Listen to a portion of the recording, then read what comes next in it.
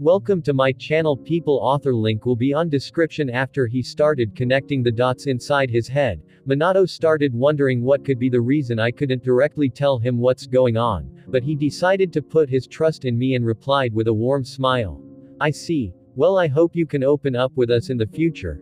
You are our friend after all. Kushina followed with a serious face and said.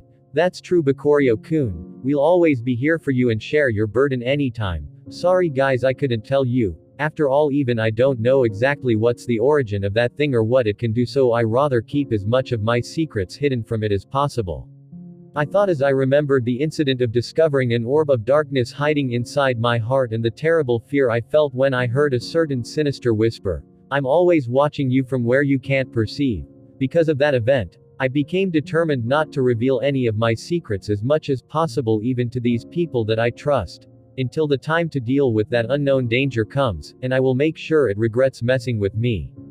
Thank you guys for your understanding, it means a lot to me, I said with a smile. Then I turned to a certain annoying fox and without giving him any time to react, he found himself getting hit by a water bullet in the head. Grr, kid, you want to get eaten? Said Kurama in an angry voice while using his hand to rub the top of his head that was hit by me. I've come here today with some good news, but it seems you don't want to be unsealed, so never mind then, I said with a wicked smile before I turned my attention to Minato and Kushina. What are you talking about? Hearing me mention unsealing him, Kurama hurriedly tried to ask me about it, but I ignored him and cut him off right away as I said.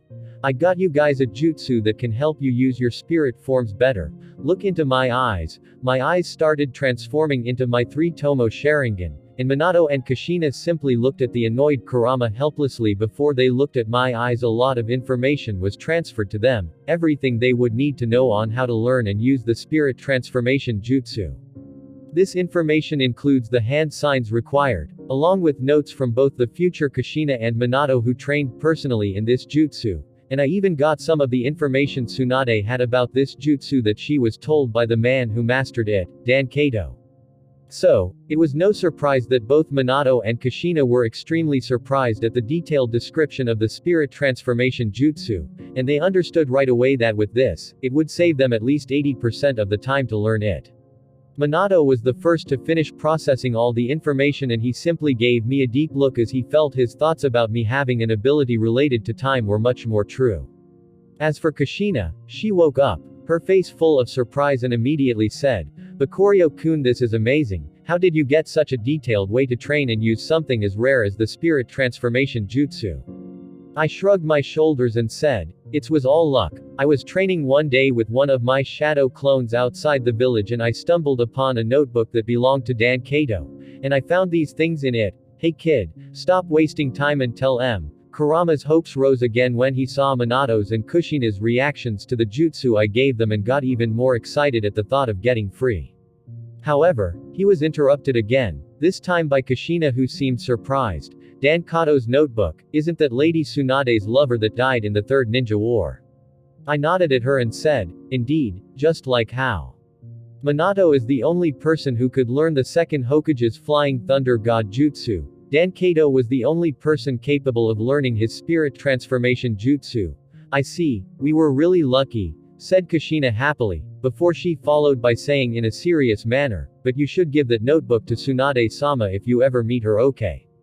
Yes, I replied, noticing that Minato was still looking at me with the same look since earlier. It seems he's already guessed it. Well, I was planning on doing this subtly, but now it doesn't matter anymore, I thought before I gave Kurama a glare and said to Minato, Minato, look into my eyes again. Minato did so without saying a word, and before long, he found his head filled with 3 fuinjutsu.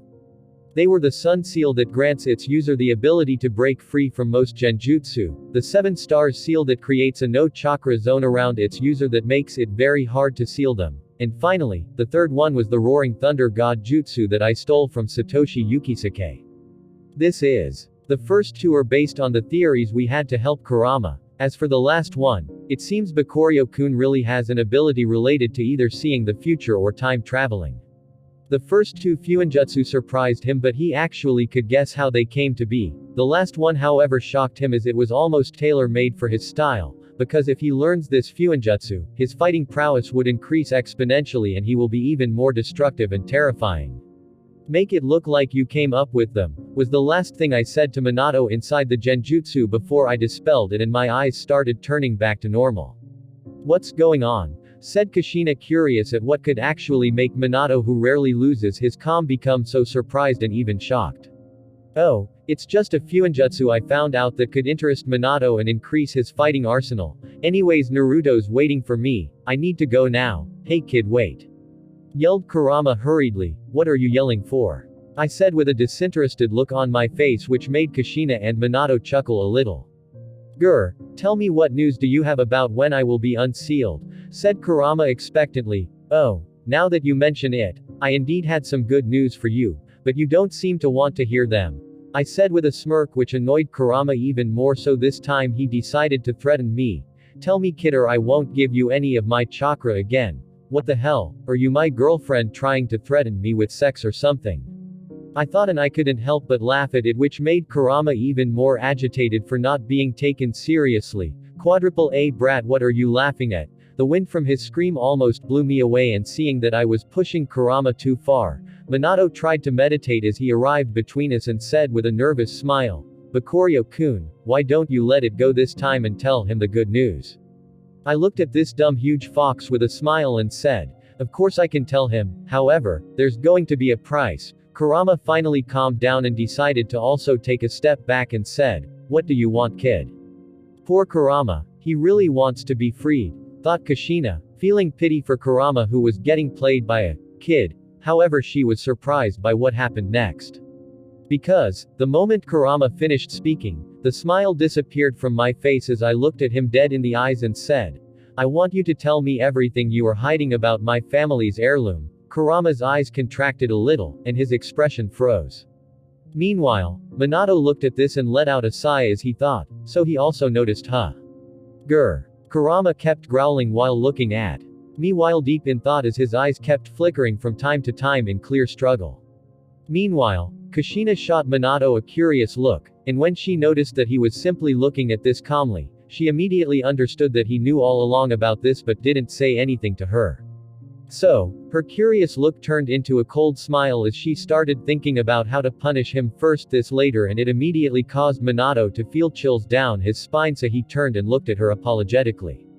Unfortunately, that cold smile did not disappear from Kushina's face, which made Minato understand that his fate isn't going to be any good. Sigh, why is it that I get in trouble for other people's doing, thought Minato, sad at his own bad luck. Fine kid, I will tell you, but you will have to unseal me as soon as possible, said Kurama after he was done with his long internal struggle. I let out a sigh of relief as my curiosity will finally be satisfied and replied with a smile, okay. Don't worry, I can promise you'll be released in less than a month. Minato can attest to what I'm saying, right Minato? Minato nodded and looked at Kurama. I don't think we will need a whole month, 2 weeks at most, and it's going to be done. Kushina felt surprised at this statement as she was still unaware that Bakurio transferred the completed seals to her husband, but she decided to deal with him when this is all over. Kurama on the other hand nodded excitedly at the good news. Ha ha ha, this is good, fine then I will tell you what I know about that necklace, but I need to warn you, this is something beyond even me to handle, so are you sure you want to know about it? We were all surprised at just how dangerous this heirloom was turning out to be, but I nodded anyway. I'm ready, please start explaining. Fine then, said Kurama as his expression turned somehow nostalgic as he started narrating his story. A story I knew of, but this was not the case for Kushina and Minato. A long time ago existed a man that was hailed with many different names. Some called him the Sage of the Six Paths, some called him the ancestor of Ninshu, and he was the first person to invent and teach the way to use chakra to the people of this world. Kurama paused here smugly to see our reaction, but he was disappointed when he found out that Minato was the only one taking him seriously. I because couldn't care less about this point of the story, so I was spacing out thinking about what to make for lunch. Meanwhile, Kushina looked at Kurama with a dark face and snapped at him. You kept pretending you were hiding some sort of secret all this time just to tell us the story of the Sage of Six Paths. Plus, did he even really exist? Having his ego take such a huge strike from the lack of interest everyone seemed to have other than Minato, So Kurama ended up releasing a disappointed sigh and said, "No, it's not merely a legend, after all I met him personally." "Anyways, you're a hopeless case woman, so I can't bother explaining the greatness of that man to you. Who are you calling hopeless?" replied Kushina, and this started a long argument between her and Kurama which started to annoy me.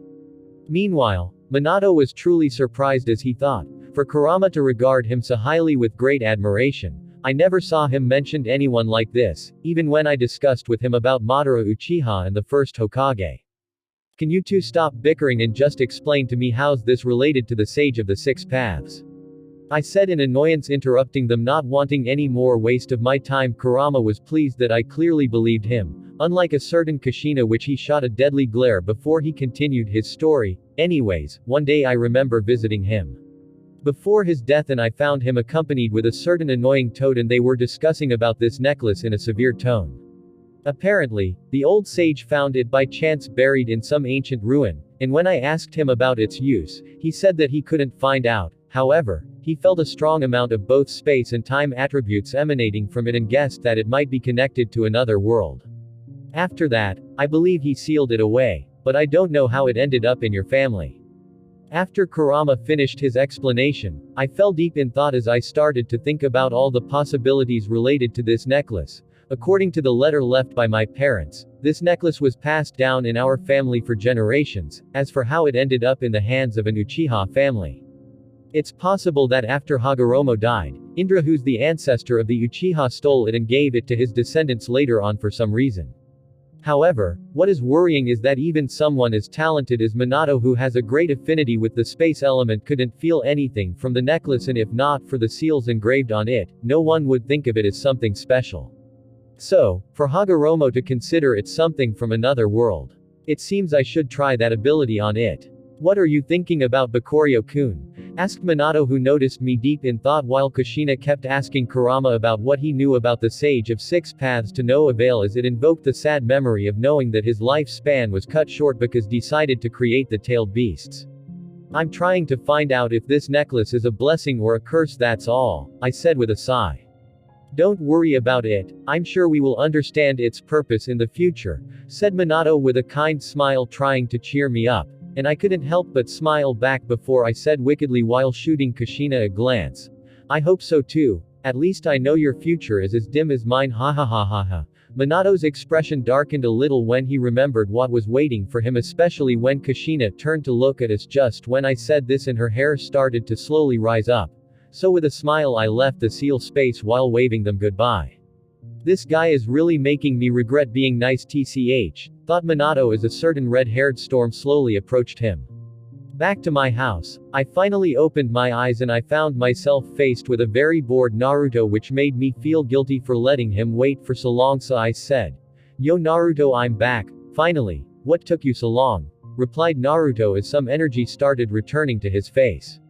"Oh, it's that annoying fox, he just doesn't know when to shut up and kept talking a lot," I replied without hesitation, putting all the blame on Kurama. "Sorry Kurama, I had to sacrifice you, but it's okay, I'm sure you have 9 lives." Kurama was screaming inside the seal space when he heard how I put all the blame on him, but he would have felt worse if he could hear what I was thinking in my head. "That's true, that stupid fox is stupid," said Naruto, and I couldn't help but laugh at how bad and funny this insult was. "That's true. Anyways, go get Sasuke for me. Starting today we are going to train harder. You want to be a ninja, right?" "Yes, I want to be a great ninja like my father," replied Naruto enthusiastically and started running to Sasuke's house, which made me nod in approval. "Now then, let's see what we got here," I said as I picked up the necklace and used my appraisal ability on it. The system granted me many abilities and functions, but the one that had the most conditions to use so far was definitely the appraisal ability.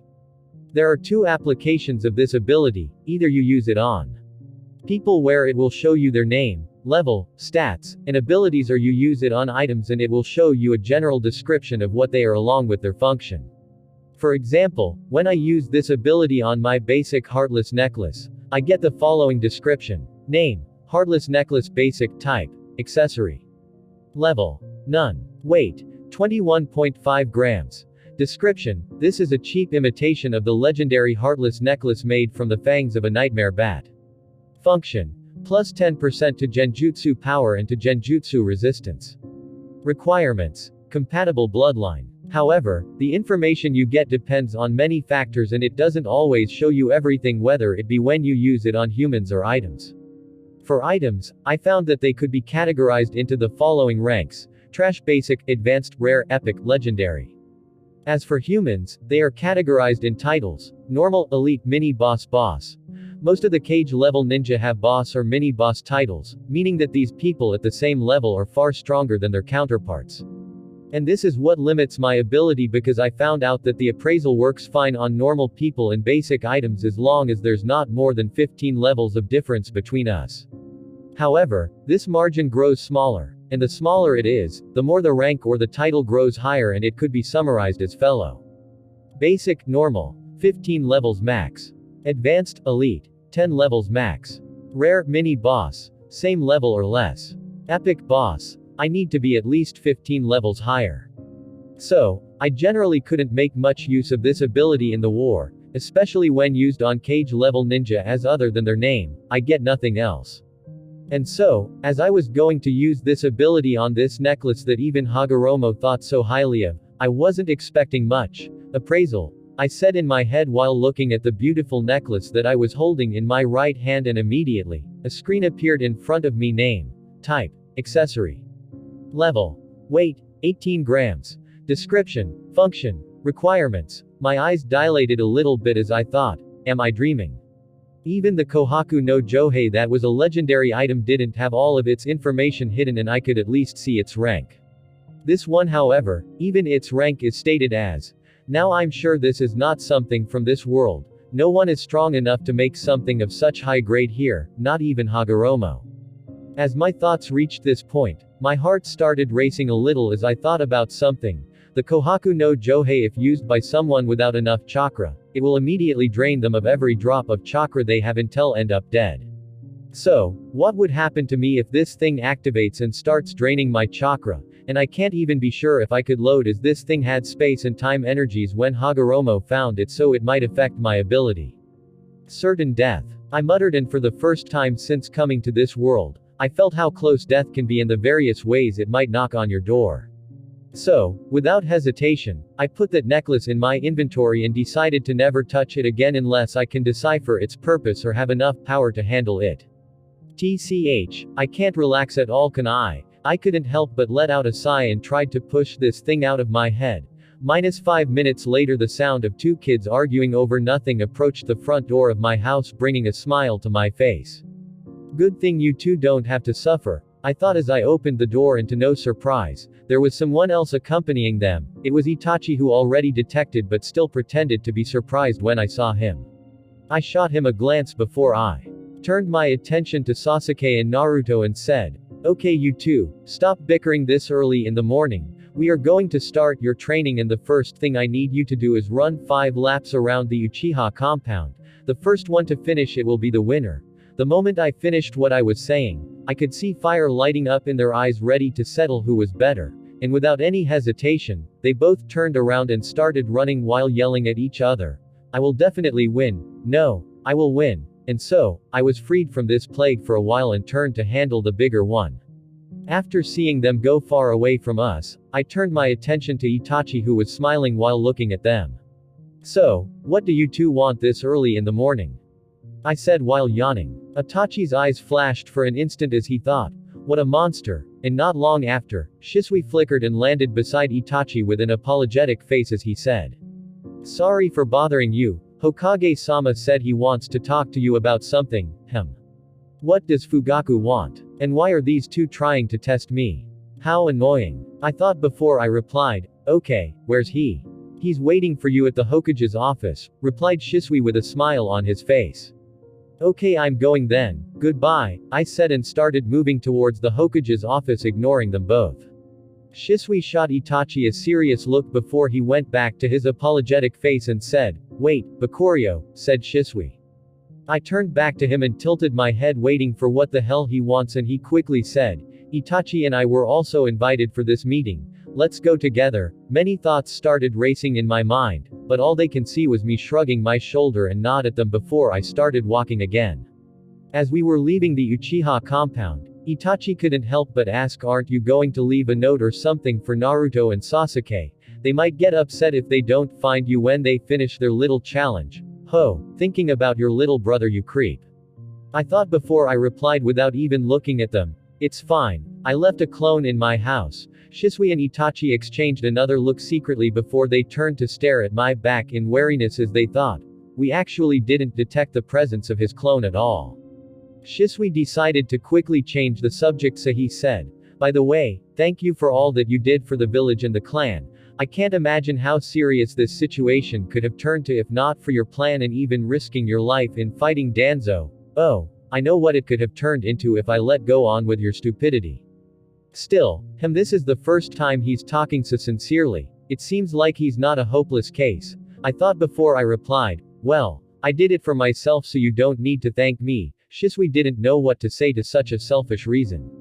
Do you guys know what's this meeting is for? I said casually while using my Jikaninki to detect if they were hiding anything. This time Itachi was the one to respond. No, we actually don't know. Yesterday father told me about the meeting and to inform you and Shisui about it in the morning.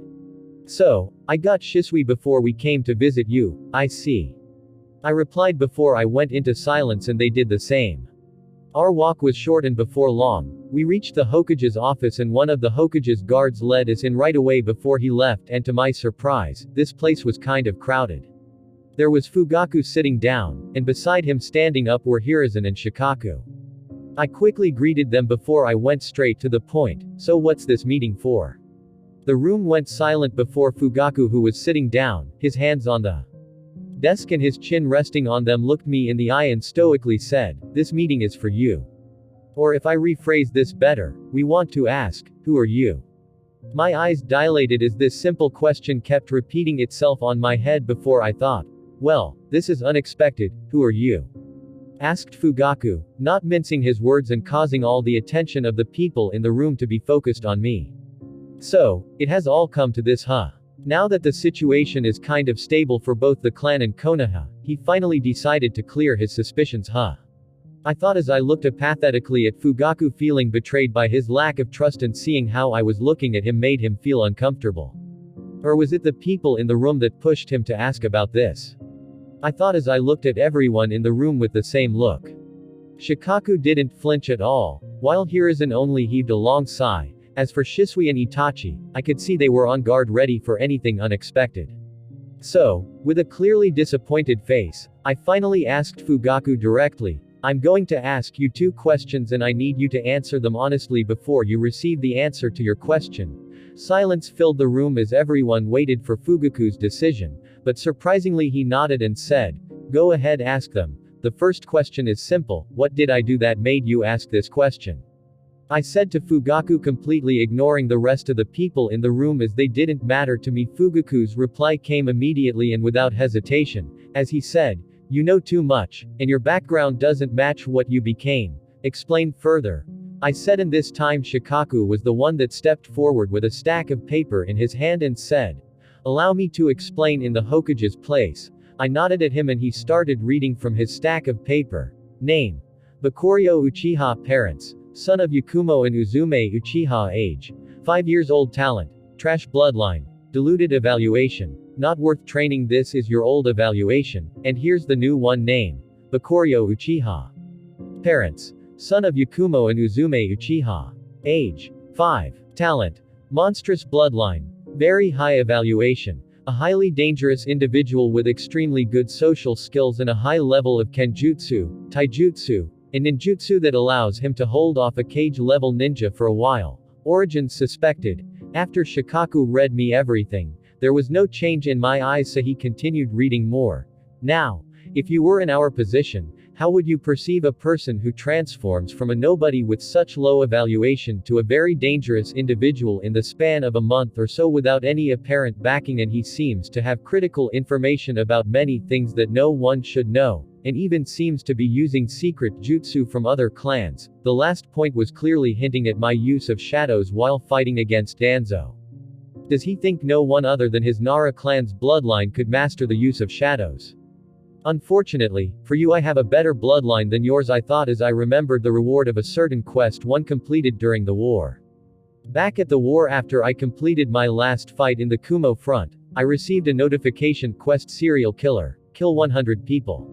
Reward: 2000 points, shadow bloodline 25%. Before this, I got a notification after killing 10 people: quest serial killer, kill 10 people. Reward: 400 points, killer intent passive. But I didn't care about it during the war as it only gave me the passive ability, killing intent, which intensifies my killing intent and makes me release that ominous aura that I use so often to distract people or even immobilize them if they have weak minds. However, this is a double-edged sword because in the end, it made it hard for me to control the killing intent in my heart, allowing someone like Kurama who has a special emotion-related ability to sense it even though I was trying my best to hide it. The shadow bloodline, however, was another story. Unlike the Nara clan's bloodline that I suspect has more than one effect, similar to the Akamichi bloodline I have that increased my defense by half its percentage and also increases my affinity towards body-related yang-release jutsu. The Nara clan's bloodline help increase their intelligence and their yin affinity towards shadow-related jutsu by half its percentage. My shadow bloodline, however, focuses solely on increasing the affinity towards shadow-related jutsu, so my 25% in shadow bloodline is similar to Inara's 50%, but only in regard to affinity towards shadow-related jutsu. They still beat me in the matter of intelligence. So, the moment I gained this bloodline, I visited the battlefield with Iwa, where the Ino-Shika-Cho alliance was located, and made sure to learn any jutsu I found useful from the Nara and Akamichi clans to enhance my fighting arsenal. Back at the Hokage's office, Shikaku was still explaining his reasoning. And this is why we want to clear any suspicions around your identity, especially with how close you are to Naruto. Otherwise this might cause some problems to the village if you decide to turn against it. Fugaku frowned a little when he heard this, but he didn't say anything as my expression kept turning colder and colder as a dangerous aura started slowly emanating from my body, which made the people in this room nervous, especially Itachi and Shisui who already activated their Sharingans.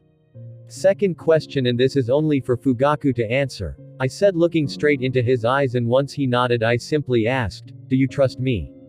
The answer to this question was going to decide the way I consider this village in the future.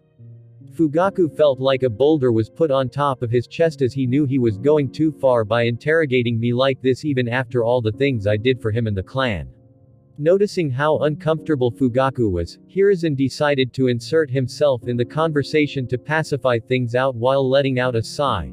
This is about the safety. Oh, however, the moment this idiot opened his mouth my anger fully exploded as I said, say one more word and you will die. A terrible killing intent started gushing out from my body, creating a strong wind current that started destroying the furniture in the room and made everyone gasp in fear.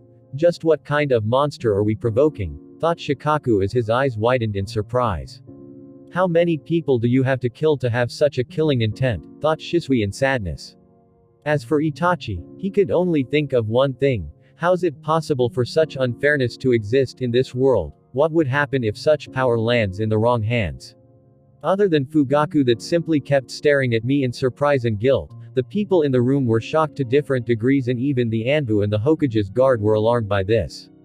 However, the one who got surprised the most was definitely Hiruzen, who had most of the killing intent focused on him until he saw a shadowy figure appear behind my back.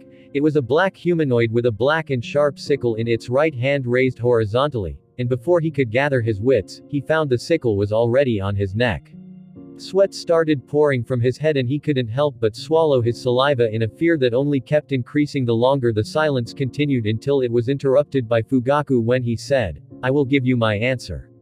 The dangerous aura around me slowly retracted back to my body, and before long, the illusion that only Hiruzen was seeing also vanished, and only then did he notice how sweaty both his hands were. I'm growing older day by day, and the coming generations are quickly surpassing a sigh. I kept staring at Fugaku waiting for his response, and to my surprise, he looked at me in the eye, uncaring of all the ominous aura around me, and to the shock of everyone in the room and that arrived after my outburst, he simply said, I trust you, said Fugaku with his usually stoic face, and at the same time, his special guards along with the Anbu guarding around the area arrived to the office while heaving a sigh of relief when they found out that only some furniture was damaged and no one was harmed. One of the Anbu, a man with spiky gray hair who had a distinctive Sharingan shining through the hole in his mask, quickly analyzed the situation and noticed that the people in the room were staring in shock at Fugaku and wariness at the kid facing him. So, to his surprise, his mind came to a terrifying conclusion: was it really this kid that released the terrifying killing intent? However, before he could confirm his doubts, one of the 3 special Hokage guards immediately arrived in front of Fugaku along with the other 2 and directly asked, "Fifth Hokage-sama, is everything okay? We felt that a strong enemy might be around." Before he could finish what he was saying, Fugaku cut him off and said, "The situation's under control, return to your positions immediately." The special guard shot a look at the destroyed office and was about to refute this order. But, however, he then saw the cold look in Fugaku's eyes and understood immediately that it wasn't the time to be hard-headed. "Idiot, can't you read the mood at all, tch?" thought Kakashi before he quickly said, "We will take our leave then, please call us if you need anything," and then he immediately left. Fugaku nodded at him in appreciation, and before long, the rest of the Anbu followed after him along with the special guards. With the distractions gone, everyone turned their attention to me and I took note of each and every single one of their expressions and how they were changing while waiting for what I was going to say next.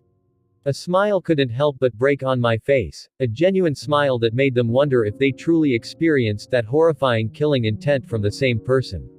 "I'm glad you trusted me. I understand your reasons to suspect my identity and they are reasonable. You would be stupid if you didn't think about them.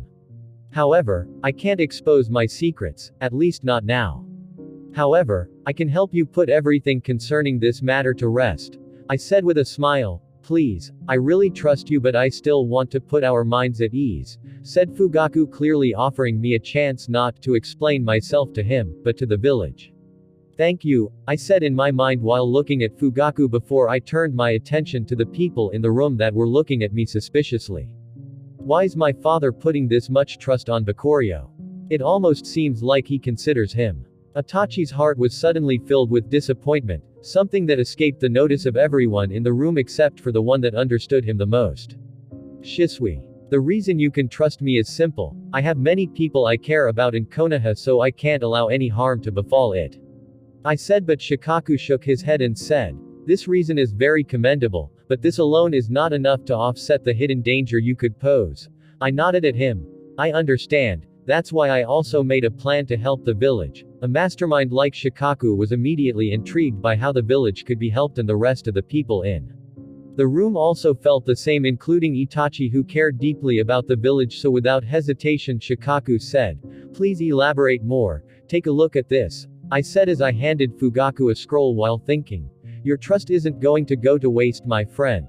The people in the room were surprised at Fugaku directly accepting the scroll, not suspecting it to contain any trap, which made Itachi unconsciously use his Sharingan to quickly check it and heaved a sigh of relief when he found nothing suspicious about it. However, Fugaku noticed this and shot him a cold glare which made him deactivate his Sharingan in disappointment. "What's wrong with Itachi today?" thought Fugaku before he turned his attention back to the scroll before his eyes suddenly widened, his stoic face breaking apart as he stood up from his seat. "Is this true?" said Fugaku, already believing it to be true but still wanted to confirm it as he thought.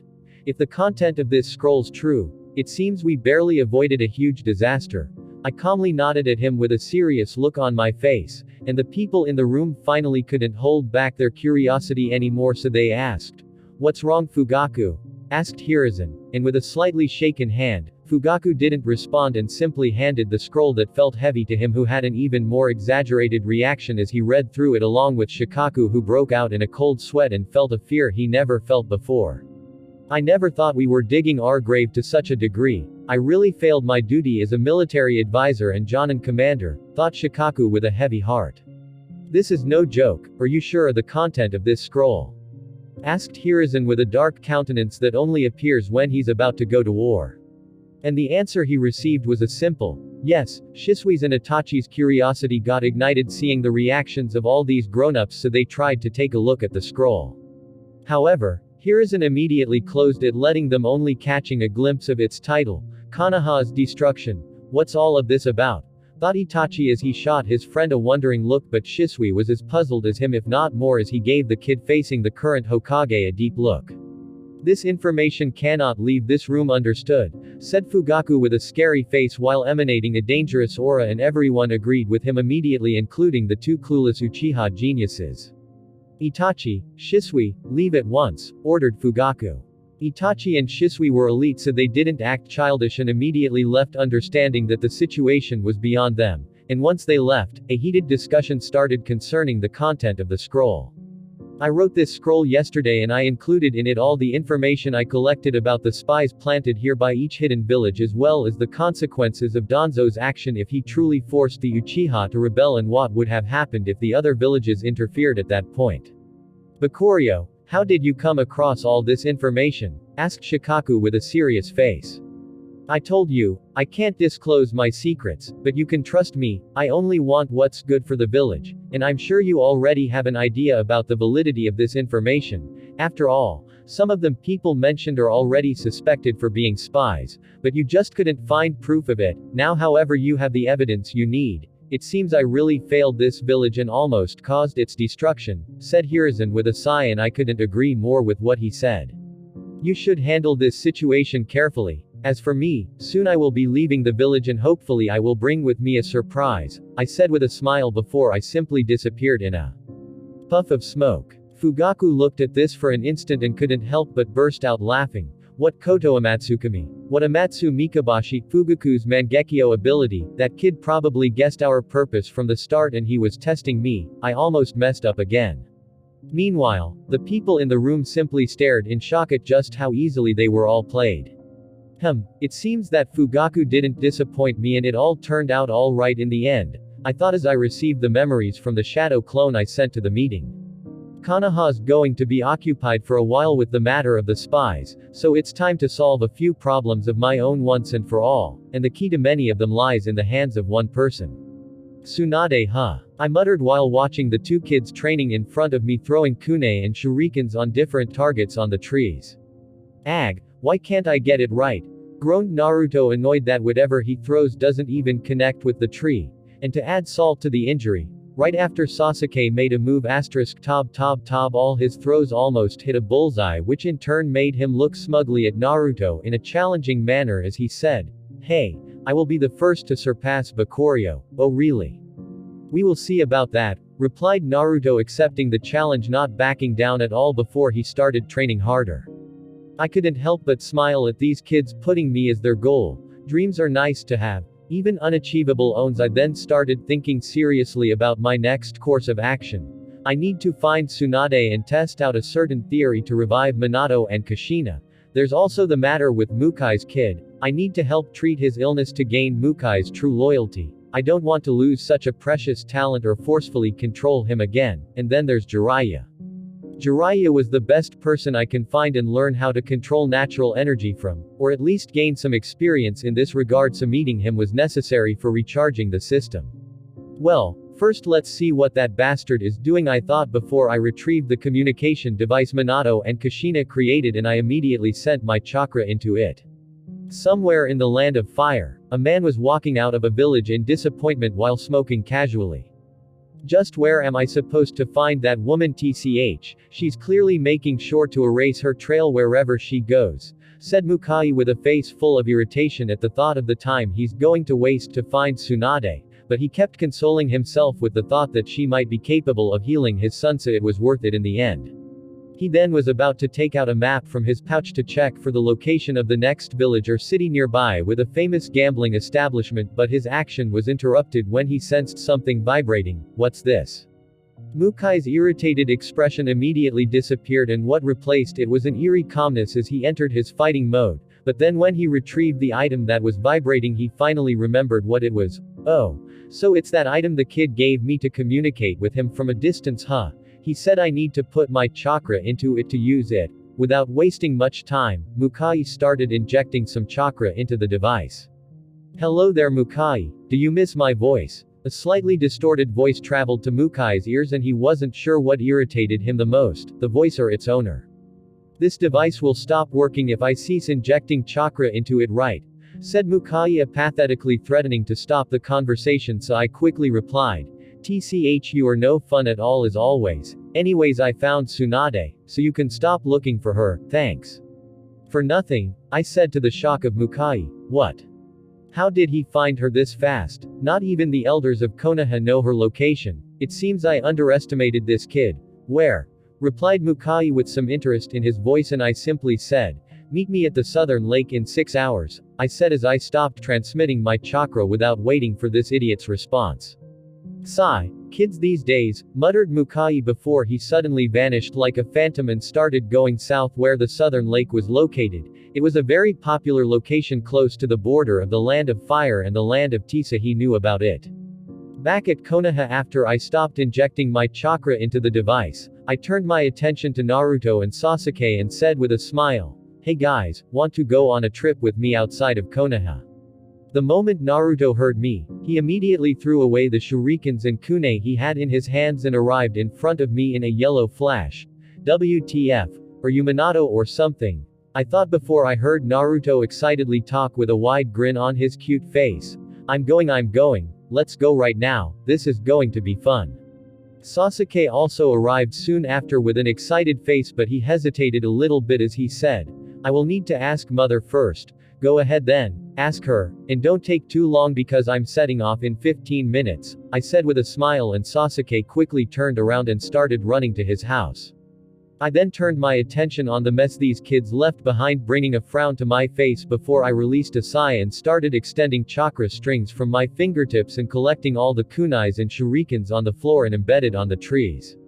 "Woo, this is so cool. What's this?" asked Naruto with his big blue eyes widening in wonder. "I'm manipulating and concentrating chakra into strings so that they don't break easily and could hold a certain weight. This is something used by people who manipulate puppets as their way of fighting," I replied to him as I easily collected everything into a bag. "Wah, use puppets. They must be weak," said Naruto while his imagination ran wild, thinking of someone using a teddy bear to fight. "Let's go home and prepare for the trip. This kind of chakra manipulation is still way out of your league for now," I said as I turned around and started walking back home. "Oh, I can easily do it. Look," said Naruto before he started focusing on his hand to the best of his ability while yelling, "Ah! Now you are turning into Goku." I let out a sigh and ignored this idiot as I kept walking, and before long, a disappointed Naruto started running after me with a pout on his face. My heart softened a little, so I said, "I will teach you how to do it in the future, but you need to promise me to be a good kid during this trip." Naruto's face was filled with a huge grin as he said, "Alright, it's a promise." Back home, I picked some money as well as food and water for the trip because it might last longer with Naruto and Sasuke, who can't run as fast as Ninja. Almost 15 minutes later, Sasuke came knocking at my house, and to no surprise whatsoever, he was accompanied by his brother Itachi and his friend Shisui. Sasuke uncomfortably said, "Bakurio, I can go, but my mother insisted on big brother Itachi accompanying us." I smiled at him and said, "It's fine, the more company the better," before I shot a look secretly at the two brats behind him. Shisui smiled and said, "Where are we going?" Naruto finally realized that he was so excited at the thought of leaving the village for the first time that he didn't ask where they were going, so he looked at me curiously. "We are going to meet a friend, and then go meet someone else. Anyways, if you are ready, let's head off," I said as I started walking in the direction of Konoha's gate, pretending I haven't noticed a certain Kakashi tailing after us. Is he moving on his own, or did someone order him? Either way, it doesn't seem like Itachi and Shisui are aware of his presence. "Well, Fugaku, it seems you passed this test too, huh? This is really surprising." I started feeling a little confused. After all, I decided to invite Naruto and Sasuke to test Fugaku in the village one last time, and he actually passed it, even though there seems to be a lot of opposition to this decision. Hence, Kakashi's presence here. As for Itachi and Shisui's presence, I didn't have any doubt that it was Makoto trying to ensure our safety, that's all. Maybe I can have another true friend in this village, I thought as we finally reached Konoha's gates. "So, this is what the outside of the village looks like, huh? It's amazing," muttered Naruto as he enjoyed the ride on the carriage that I hired. Of course, I wasn't going to drag two kids that weren't ninja with me on such a long journey on foot, so I simply sent a clone to find if there were any merchants heading south while waiting for Sasuke, and after paying some money along with constant persuasion, I finally made someone agree to take us. This merchant was called Ryokai. He was an old fat man, probably in his 50s, his hair started to whiten but his body and face seemed very vigorous and energetic. After talking with him for a while, I found out that he actually comes from the land of tea, which is my destination in the first place, so I was pleasantly surprised. He had a nervous-looking young man with him called Hotaru that acted as his guard, and he was the reason I had to work hard to reach an agreement with him, as he kept telling Ryokai not to take me with him for some reason. Which made me suspect that something was off about this guy. I could tell that from the moment I approached them. His body was always positioned in a way to protect Ryokai in case I tried to do anything, so his fighting capabilities were definitely not to be underestimated. "This is your first time outside?" Ryokai asked Naruto with a kind smile when he noticed the look of curiosity on his face. Old man. This is my first time outside," replied Naruto, innocently, causing dark lines to appear on Ryokai's face. Who doesn't like to be reminded of his age? "Who are you calling old man?" "I'm still young," said Ryokai, who regretted talking to this kid in the first place. However, this time Sasuke interrupted and said, "Tch, stupid old man," causing Naruto to burst out laughing before that laughter was interrupted when they both got punched in the head by me. "What did you hit us for, Bakurio?" asked Naruto with a pout as he rubbed his head, and Sasuke was the same. "Don't be rude," I said, and I paused on purpose. Ryokai quickly nodded and said, what a sensible key," but I suddenly interrupted him as I continued saying, "To this old man," and then I burst out laughing with Naruto and Sasuke joining me. "You rascals," yelled Ryokai, making me sure that this journey wasn't going to be boring. Meanwhile, Itachi and Shisui were keeping Hotaru company at the front of the carriage while he acted as the coachman. "Sorry about the kids, they are just having fun," said Shisui apologetically when he heard how we were making fun of Ryokai. Hotaru seemed less nervous by now, maybe because I wasn't traveling with them on my own. "It's fine. Ryokai-san seems to be having fun too." Shisui nodded at this, agreeing with him, and then Itachi asked, "Hotaru-san, how long is it going to take us to reach the southern border of the Land of Fire?" Hotaru looked at the sky before he said, "It's a little bit cloudy today, so I suspect it might rain. Delaying our journey, so between 6 and 8 hours and maybe more." "I see, you are right, the weather seems to be changing and it will be hard for the carriage to move in such muddy terrain," replied Itachi, who has experience traveling from the many missions he accomplished. "It might rain, huh?" I thought when I overheard their conversation. Well, I guess Mukai will have to wait for a while. Just like that, our journey continued peacefully for 3 hours, with the kids bickering and having fun from time to time among themselves or with Ryokai, who took a liking to them, and it already started raining heavily to my enjoyment. Tack tack tack tack, the sound of the rain hitting on the roof of the carriage along with the strong smell of the earth made me feel calm and relaxed, like my spirit was being cleansed, even though the inside of the carriage was a little bit crowded with the addition of Shisui and Itachi. Thunder would roar from time to time, breaking this calm, but soon after, I find myself returning to the same serene state. That was until I heard a very far sound different from the roars of thunder. It was the pained scream of a child. I immediately stood up with a serious look on my face, to the surprise of the people in the carriage other than Ryokai, who didn't know me well, and said jokingly, "What's wrong, Bakurio-kun? Did you have a bad dream?" However, I simply ignored him and focused all my mind on locating the sound of the scream. Slowly, the sound of the rain started vanishing, then the sound of the carriage and the horse drawing it, and after all noise was eliminated, I finally heard clearly the sound of screams and someone asking for help. And right after that, I was woken up by the roaring sound of thunder. "What's wrong, Bakurio?" asked Shisui, who started having a bad feeling. "I heard the sound of a child screaming," I said, but Ryokai didn't take what I said seriously because I was only a kid, not to mention that his guard Hotaru, whom he trusted so much, would have noticed such a thing if it was true, so he jokingly said, "Are you sure it's not the sound of thunder?" "I'm sure. Stop the carriage," I said as my body started leaking a murderous aura, which Ryokai took very seriously this time, as he thought in fear, "This kid is more dangerous than any assassin that was sent after my life."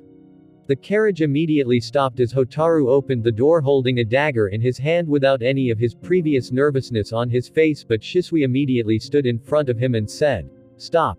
This is a misunderstanding." However, Hotaru didn't listen to him and was about to attack until he heard Ryokai speaking, "Hotaru, stop." Sasuke and Naruto kept looking at what was happening worriedly, especially when they sensed the killing intent I kept hidden inside my heart. "I underestimated you," said Ryokai as he shot me a deep look, "but if there's a kid in danger I will definitely rescue him. Can you lead us there?" "Ryokai-san, we can't trust such a dangerous individual," yelled Hotaru hurriedly, but he was interrupted by me as I said, "You don't need to trust me. I didn't ask you to accompany me in the first place. TCH, Shisui, Itachi. Please take care of Naruto and Sasuke. I will go check out what's happening." "No. I will come with you," said Naruto. "Me too," followed Sasuke. Ryokai let out a laugh and said to Hotaru, "Well, we can't be outdone by kids, right? Let's go. Be careful then." I said before I shot Itachi and Shisui a look to protect the kids before anything else, and I started directing Hotaru to drive us to where I heard the sound coming from. It wasn't that far away, but it was muffled by the rain. That's why they couldn't hear it. However, the more we got closer to the entrance of a certain cave that was way off the road, the clearer the sound became, and they all turned serious and enraged at who could cause so much pain to a child. However, just as the carriage arrived near the cave, a tall muscular man with short messy black hair suddenly emerged from it. He had a very distinguished face, including a broad jawline, pronounced forehead, and noticeable creases under his eyes. He also had black triangular markings on each of his cheeks. This man seemed familiar for some reason. However, I couldn't bother with his appearance because the moment he appeared, he was already doing the hand signs of a jutsu I recognized: dog right pointing arrow, snake right pointing arrow, horse right pointing arrow, tiger right pointing arrow, snake right pointing arrow, dog right pointing arrow, tiger. Not good, I thought, and I immediately grabbed Naruto and Sasuke and jumped far away from the carriage as I yelled to the rest, "Leave the carriage." Hotaru immediately tried to carry Ryokai, but he found him heavy, so fortunately for him, Itachi and Shisui helped him as they all jumped away, and just as we did, that man muttered, "Earth release. Fissure jutsu," and soon after, a huge fissure that spanned a long distance appeared under the carriage, swallowing it whole and completely devastating the terrain, with the fate of the people that were in it unknown. Moments earlier, when that unknown ninja used the earth release, fissure jutsu, it immediately created a fissure on the ground beneath the carriage we were riding, and that fissure kept spreading horizontally and vertically, which in turn enlarged the area affected, devastating the terrain. As I jumped out of the carriage while carrying Naruto and Sasuke each in one of my hands, I was suddenly hit by a wicked idea that could help me get back at those two kids and their stupidity and teach them a lesson at the same time. Itachi and Shisui can handle that guy, but maybe I should spice things up for Itachi. Hopefully, this will go as planned. This thought didn't take me even 1 instant thanks to my high reaction speed before I started observing the crumbling terrain and noticed even though we jumped away from the center of the fissure in time, we were still in the range of this jutsu, and in time we would be swallowed in it too, like the carriage and the poor horse that was drawing it if we don't act fast enough, that is if I want to escape it.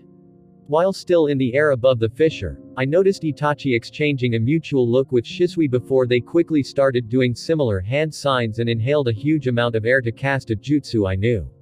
It was the wind release. Great breakthrough jutsu.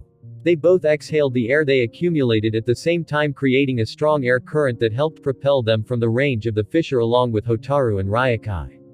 However, at this moment, Itachi and Shisui, who had their Sharingan activated, finally noticed that I seemed to be struggling while holding both Naruto and Sasuke and trying to jump from one falling boulder to another to escape this hole, but it was to no avail, especially when I accidentally slipped on my last footing and started directly falling down with the huge boulders and the rubble following after me. No SASUKEEEEEEE. Itachi tried to rush at our side with his red eyes wide in fear at the possibility of his brother getting crushed under all this rubble and losing him forever, and he felt his heart was being crushed when he saw the absolute fear in his brother's face as he clung to his friend, who seemed to be trying his best to escape, but nothing seemed to work as he seemed to be weighted down by the kids he was holding. Itachi rushed and rushed as he started to see things in slow motion as his adrenaline surged to impossible degrees, but he knew he wouldn't reach them in time. He watched as they were about to be smashed on the floor and Bakurio hugged them both and softened their fall with his own body. He watched as boulders fell around them, surrounding them like a coffin with no way to escape, of course planned by Bakurio to make the situation seem even more hopeless, and then he saw as the last boulder came crashing down on them as his brother and poor Naruto closed their eyes from the terrible fear they were feeling, while their friend Bakurio suddenly flipped positions with them as he stood on top of them and tried to protect them with his own body, again. And then boom, the last boulder fell on top of them and he couldn't see the result of it as they were surrounded by other boulders, but he knew at that moment, everything was over. His brother was gone, the thing that he valued the most suddenly disappeared in front of his eyes, and the worst thing was that he couldn't detect them even with his Sharingan, so ended up releasing a blood-curdling scream. No. Itachi couldn't believe what just happened as he held his head with his hands and started yelling. Why did I believe another kid could take care of my brother? Why would I save another person instead of my brother? Why? Why? Itachi almost suffered a mental breakdown as a deep feeling of regret and hopelessness overwhelmed him, and darkness took this opportunity and started to lay its seeds and slowly grew on his heart, feeding off his hatred until a hand suddenly landed on his shoulder, bringing him back to reality.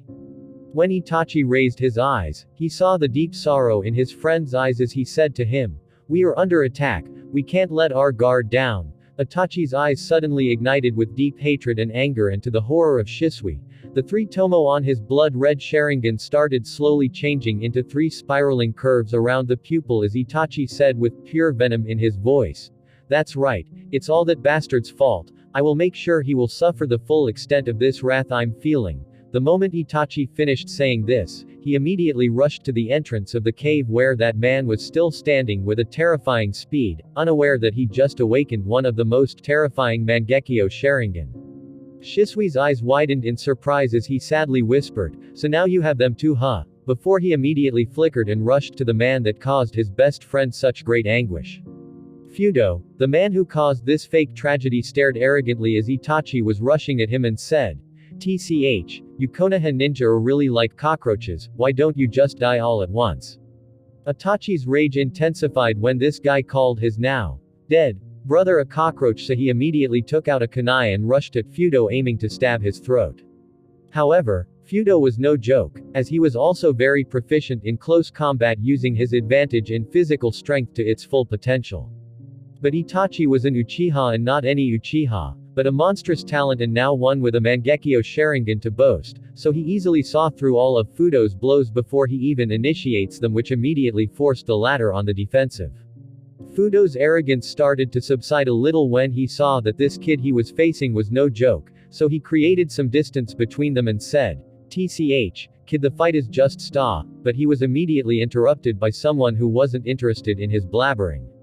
It was Shisui, who arrived on the battlefield and said, "Shut up," and immediately transformed into tens of silhouettes surrounding Fudo in the middle. "Ha, you think a stupid clone jutsu would make a difference here?"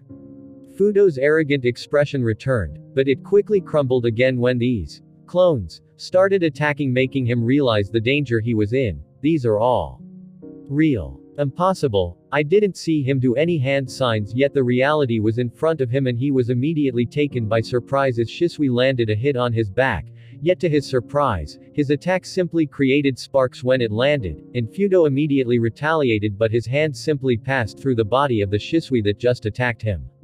What's this? It seems like his skin is covered in a transparent layer of rocks, and Shisui's analysis was on point because Fudo was using a jutsu called Earth Release, Rock Armor. To use this jutsu, the ninja flows earth chakra through their body, absorbing the properties of the earth around them to form a skin-deep armor that is transparent and is only visible when light reflects off it, but in this case, it was very cloudy as it was raining, so Shisui didn't notice it. This armor can defend from all forms of blunt force. At the same time, it enhances the user's strength and doesn't consume chakra after its activation but requires stones in the vicinity of the user.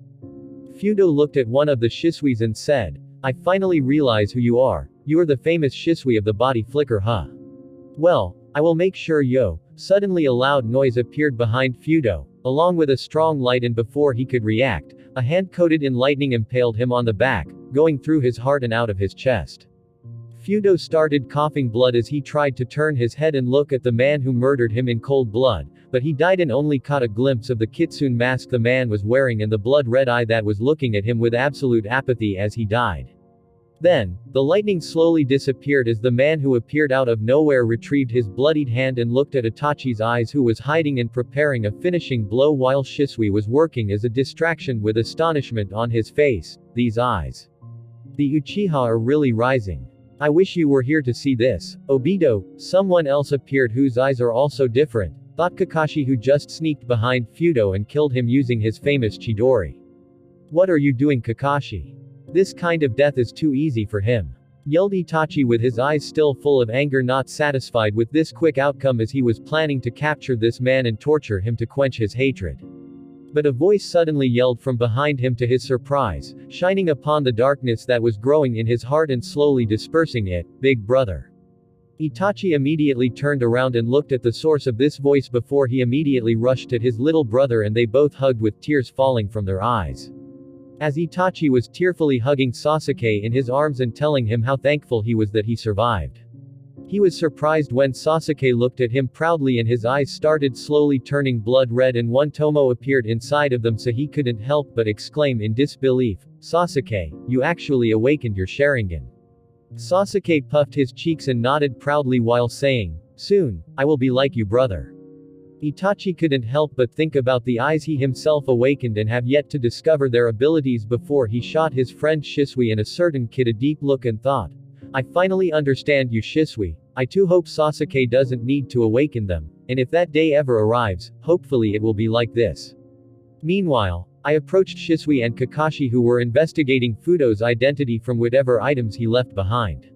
Of course, this guy, Fudo, is someone I barely remember as he was a villain in the early parts of Shippuden, so it took me some time to recognize him, especially as his appearance was 10 years younger. Right now, according to the original story, the first time Itachi encountered Mukai and Tobi was during the annual visit of the daimyo of the Land of Fire to Konoha.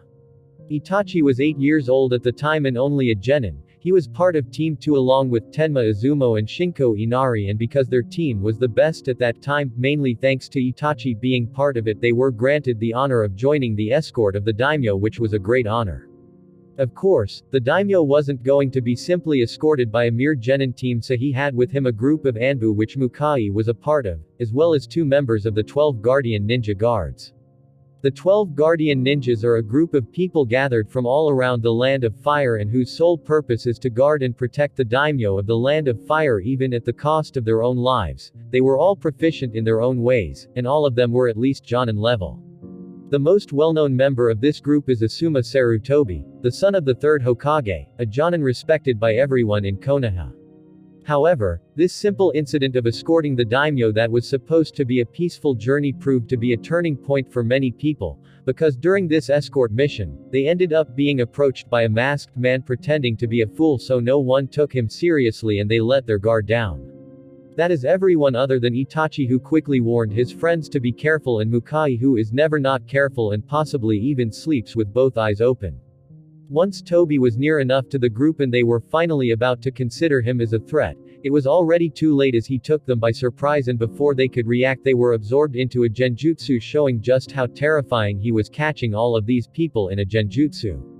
This was the turning point for Mukai because this was the start of his betrayal, as he pretended to have fallen for Toba's genjutsu instead of doing his best and protect the daimyo.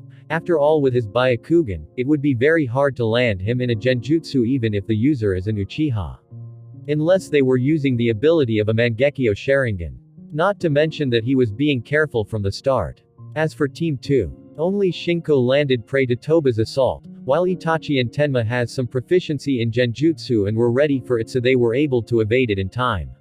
Seeing that everyone else was immobilized, the 2 of them tried to stand in front of the daimyo to protect him heroically.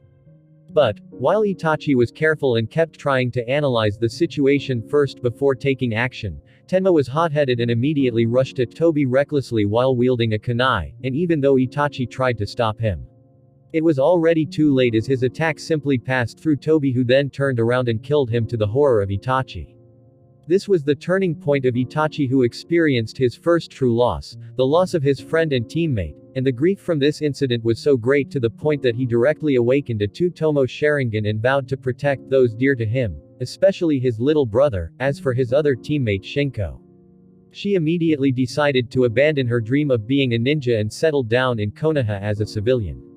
Of course, this was all possible because in the end they were saved when Tobi sensed Kakashi approaching the scene and he didn't want to meet him yet, so he retreated. But the damage from this incident was far from over, because right after this, the 12 Guardian Ninja were deemed incompetent in protecting the daimyo, so their group was disbanded. However, they didn't want to accept this fate and humiliation, especially as some of their members didn't agree to Konoha's passive ways in the previous wars, yet they kept being supported by the daimyo. So, one of the members of this group named Kazuma gathered 5 other members, and under his leadership, they started planning on how to destroy Konoha and invade other countries. However, when the daimyo found out, he ordered the other 6 members, which included Asuma and Chiriku, who is part of the ninja temple of the Land of Fire, along with the other 4 to stop them. From these 12, only 3 people survived: Asuma, Chiriku, and Kazuma, who was actually defeated by Asuma but tricked him and faked his death. Kazuma was a master in Fuinjutsu. So, after this plan failed, he went ahead with another plan he was plotting for a longer period. He was actually skilled enough to the point that during the Nine Tails incident, he noticed that its chakra was so great and untamed that some of it leaked in the air. So, taking this opportunity, he used his masterful Fuinjutsu and captured this leaked chakra, and 5 years after the incident, he sealed it in the body of his son, Sora. So, the screams from earlier are probably Sora's fucking Kurama spreading his chakra on every damn place. My face couldn't help but turn into a frown as I thought about this, and when I approached Shisui and Kakashi with Naruto staying close to me, I noticed Shisui's eyes flickering with an unpredictable meaning as he decided to ask the question that kept bothering him. Bakurio-kun, how did you survive that fall? I'm pretty sure you seemed to be helpless during that situation. My face couldn't help but turn into a mischievous smile. Why do you ask? Aren't you glad we survived? Shisui's face was calm and still as he said, no, I'm glad you guys survived. I don't know how I was going to live with the burdens of your lives on my back, not to mention. His last words were muttered while he was looking at Itachi, who was interested in this conversation, so he started approaching us while holding Sasuke's hand. Well, since you are glad, I can tell you that it was all thanks to Kakashi over here, who saved us at the last second. Just before we were crushed under those stones, he appeared under us and took us underground with him, saving us at the last second. Shisui's eyes widened a little at this as he looked at Kakashi. As for Itachi, he immediately bowed to Kakashi and thanked him from the bottom of his heart as he said, "Thank you so much, Kakashi-san, I will never forget this favor." Kakashi seemed to have remembered something as he said in melancholy, "I wish there was someone there for us." My eyes flickered a little when I heard this, and Shisui, who kept observing me, also noticed this and just couldn't put to rest a doubt that kept growing in his mind. Did he do all of this on purpose? But this means he already knew about Kakashi tailing us, not to mention betting his life and the kids like this. How can he be so sure that Kakashi will save them? At this point, Shisui couldn't help but look at Naruto, who was still fearful of this incident and kept clinging to me, and Sasuke, who was still scared but was showing off his one-tomo Sharingan to his brother. Or maybe he never considered this a risk, maybe he. Shisui was suddenly interrupted from his thoughts as he suddenly noticed the kid he was secretly observing looking at him with a weird smile that made his spine shiver.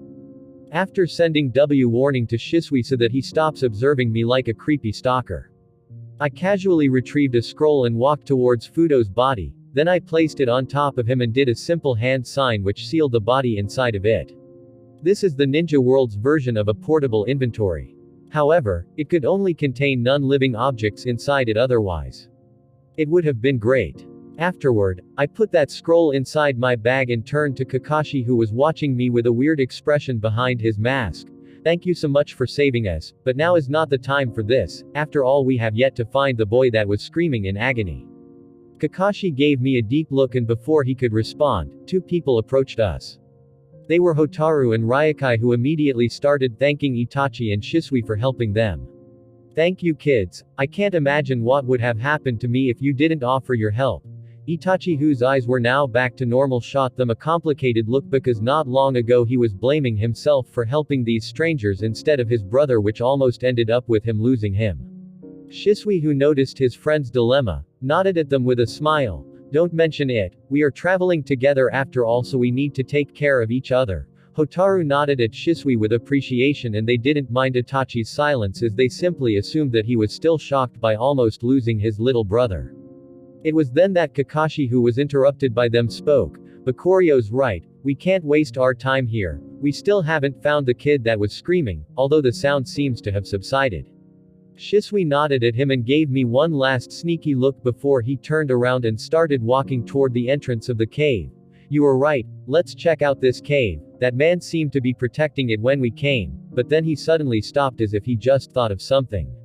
So, he turned around and said, I will investigate it with Kakashi. You guys will stay here under the protection of Itachi and Hotaru. Itachi immediately agreed, clearly not wanting to let his brother alone again, while Hotaru and Ryokai didn't want to face any more unnecessary danger, so they also agreed, especially with the presence of an Anbu around. As Shisui and Kakashi carefully entered the cave while surveilling the area with their Sharingan in case there were any hidden traps. Itachi turned to me at this point, noticing the slightly tattered clothes on my back, which reminded him of how I tried to protect Naruto and Sasuke using my body. So, with a grateful look on his face, he said, thank you for protecting Sasuke and Naruto with your body earlier, or you injured. This is what you call killing 4 birds with 1 stone. I thought smugly at my achievement when I heard Itachi thanking me. After all, I not only helped Sasuke awaken his Sharingan and Itachi awaken his Mangekyo Sharingan, but I also got Kakashi out of his cover and taught Naruto a valuable lesson that in this world, being careless without strength is a sin. The expression on my face, however, was full of innocence as I said, you don't need to thank me. After all, they are both like my little K brothers, tch I almost said kids there. Itachi simply nodded at me, ignoring my blunder, which made both Sasuke and Naruto bashful and extremely happy, easing some of the heaviness on their hearts from the previous incident. But I noticed someone kept looking at me secretly with a suspicious look on his eyes from time to time while thinking, is this kid really that weak? This was of course Hotaru, who never once trusted me even before the start of this journey. -10 minutes later, Kakashi and Shisui emerged from the cave with grave expressions on their faces, and without any surprise, they weren't alone as Shisui was gently carrying an unconscious kid on his back as they slowly approached us. So, this is Sora, huh? He should be around the same age as us, I thought as I looked at Sora, the kid Shisui was carrying. Sora has straight shoulder length, dull bluish gray hair in an asymmetrical style with a single lock of hair falling into his face, and brown-colored eyes, and I couldn't help but think that he was quite cute. But then I suddenly thought, but where is that bastard father of his?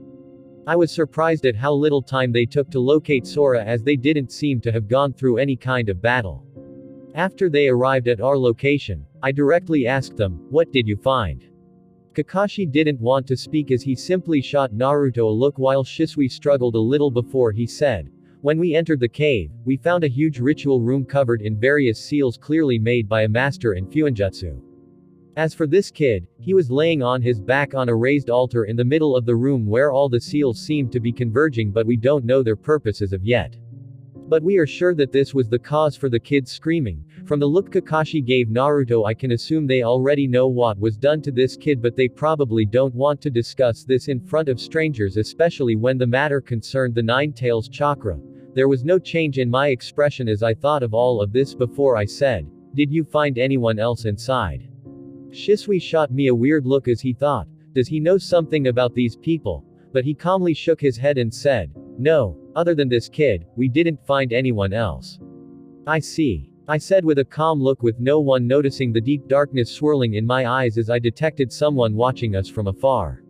Meanwhile, as we were discussing this, Sora's father Kazuma exited a hidden passage that was connected to the cave and started observing us from the top of a hill with a twisted expression on his face as he murmured, these Konoha bastards, they actually killed Fudo and now Sora landed in their hands, at least from how very little urgency they seem to have. They probably don't understand that I sealed a part of the Nine Tails chakra inside Sora to make him a pseudo-Jinchuriki. I need to retrieve him no matter what and send him to someplace where he can grow undetected until the time to use him against Konoha arrive. Kazuma was a tall man of tanned complexion. He wore a purple kipao-like garment that was lined with yellow, blue, and gray and straw sandals. His hair was white and long while worn out in texture. He also had a pale long scar stretching diagonally across his face, presumably from Asuma's final attack on him. This wasn't his original appearance, as previously his hair was brown and short, and in his current state, even Asuma who knew him for a long time might not recognize him. When he noticed that we were about to set out on our journey, he started following us silently to prepare an ambush to retrieve Sora. But what he didn't know is that he already got his feet entangled in the web of a deadly spider, and this spider already categorized him as its prey. Thanks for listening guys, see you in the next part.